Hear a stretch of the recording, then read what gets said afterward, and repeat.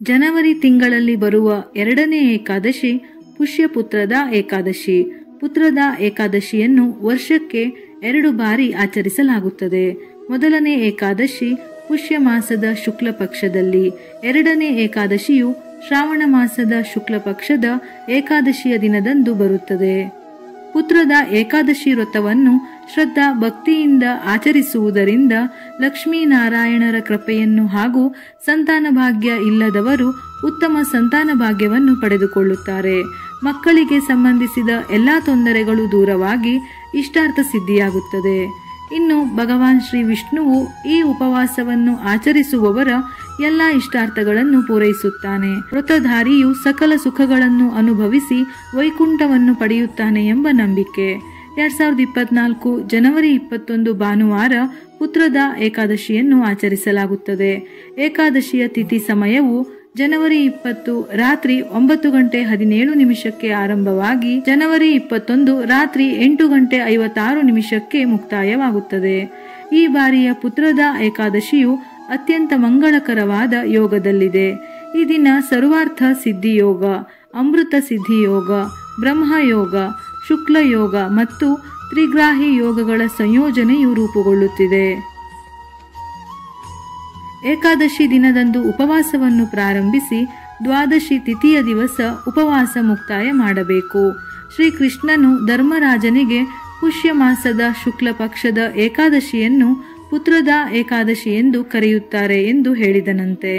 ಹಿಂದೆ ಭದ್ರಾವತಿ ಎಂಬ ಪಟ್ಟಣದಲ್ಲಿ ಸುಕೇತಮಾನ್ ಎಂಬ ರಾಜದಂಪತಿಗಳಿಗೆ ಸಂತಾನವಿಲ್ಲದೆ ಕೊರಗಿ ರಾಜ್ಯವನ್ನು ತೊರೆದು ಕಾಡಿಗೆ ಹೋದಾಗ ಕಾಡಲ್ಲಿ ಏಕಾದಶಿಯ ಮಹತ್ವ ತಿಳಿದು ರಾಜದಂಪತಿಗಳು ಪುತ್ರದ ಏಕಾದಶಿ ವ್ರತವನ್ನು ಮಾಡಿದ ನಂತರ ಅವರಿಗೆ ಸಂತಾನ ಪ್ರಾಪ್ತಿಯಾಗುತ್ತದೆ.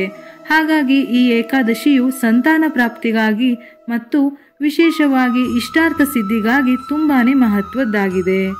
ಸಂತಾನಕ್ಕಾಗಿ ಈ ವ್ರತವನ್ನು ಮಾಡುತ್ತಿದ್ದರೆ ಪೂಜೆಯಲ್ಲಿ ವಿಷ್ಣುವಿಗೆ ಹಳದಿ ಹೂವುಗಳಿಂದ ಮಾಡಿದ ಮಾಲೆಯನ್ನು ಹಾಕಿ ಶ್ರೀಹರಿಗೆ ಶ್ರೀಗಂಧದ ತಿಲಕವಿಡಿ. ಈ ದಿನ ದೇವರ ನೈವೇದ್ಯಕ್ಕೆ ಹಸಿ ಹಾಲು ಅಥವಾ ಪಂಚಾಮೃತವನ್ನು ಅರ್ಪಿಸಬಹುದು. ಶ್ರೀಕೃಷ್ಣನೇ ವಿಷ್ಣುವಿನ ಅವತಾರ.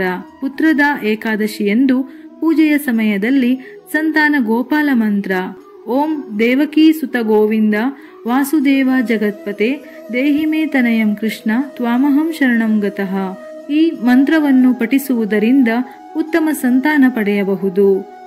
ಮಕ್ಕಳ ಯೋಗಕ್ಷೇಮಕ್ಕಾಗಿ ಈ ದಿನ ಉಪವಾಸದ ಜೊತೆಗೆ ಪೂಜೆಯ ಸಮಯದಲ್ಲಿ ಕನಿಷ್ಠ 108 ಬಾರಿ ಓಂ ನಮೋ ಭಗವತೆ ನಾರಾಯಣಾಯ ಎಂಬ ಮಂತ್ರವನ್ನು ಜಪಿಸಿ ವಿಷ್ಣುವಿನ ಆಶೀರ್ವಾದದಿಂದ ಮಕ್ಕಳು ಚೆನ್ನಾಗಿರುತ್ತಾರೆ.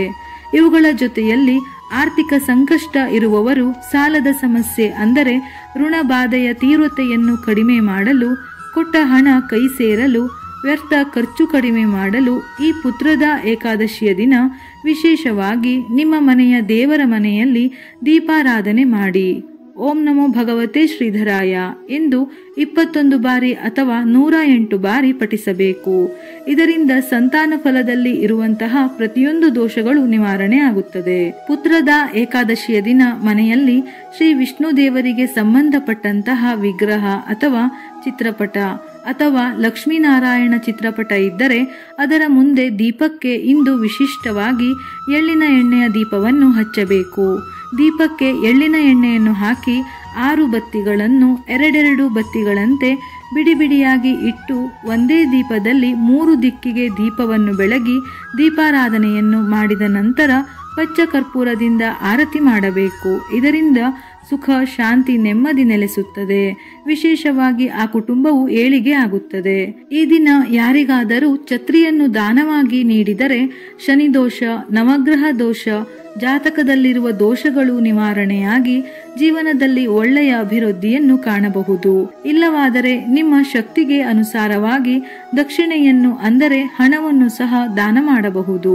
ಮನೆಯ ಸಮೀಪ ಯಾವುದಾದರೂ ವಿಷ್ಣುವಿಗೆ ಸಂಬಂಧಪಟ್ಟ ದೇಗುಲವಿದ್ದರೆ ನರಸಿಂಹಸ್ವಾಮಿ ದೇಗುಲ, ಶ್ರೀ ವೆಂಕಟೇಶ್ವರ ಸ್ವಾಮಿ ದೇಗುಲ ಯಾವುದಾದರೂ ದೇವಸ್ಥಾನಕ್ಕೆ ಹೋಗಿ ಪ್ರದಕ್ಷಿಣೆ ಹಾಕಿ ನಿಮ್ಮ ಕೈಲಾದ ಸಣ್ಣ ಪುಟ್ಟ ಸೇವೆಯನ್ನು ಮಾಡಿ. ಪುತ್ರದ ಏಕಾದಶಿ ವ್ರತವನ್ನು ಶ್ರದ್ಧಾ ಭಕ್ತಿಯಿಂದ ಆಚರಿಸಿದರೆ ವಿಶೇಷವಾಗಿ ಪ್ರತಿಯೊಂದು ಸಮಸ್ಯೆಗಳಿಂದ ಹೊರಬರಬಹುದು. ಇಷ್ಟಾರ್ಥ ಸಿದ್ಧಿಯಾಗಿ ಸರ್ವ ಸಂಪತ್ತು, ಕೀರ್ತಿ ಮತ್ತು ಸತ್ಸಂತಾನದ ಜೊತೆಗೆ ಸುಖ ಸಂತೋಷ ನೆಮ್ಮದಿ ನೆಲೆಸುತ್ತದೆ. ವಿಡಿಯೋ ಇಷ್ಟ ಆಗಿದ್ದಲ್ಲಿ ಮರೆಯದೆ ಲೈಕ್ ಮಾಡಿ, ನಮ್ಮ ಚಾನೆಲ್ ಅನ್ನು ಸಬ್ಸ್ಕ್ರೈಬ್ ಮಾಡಿ. ಇದೇ ರೀತಿಯ ಮನಮುಟ್ಟುವ ಉಪಯುಕ್ತ ಮಾಹಿತಿಗಳಿಗಾಗಿ ಮತ್ತೆ ಭೇಟಿಯಾಗೋಣ.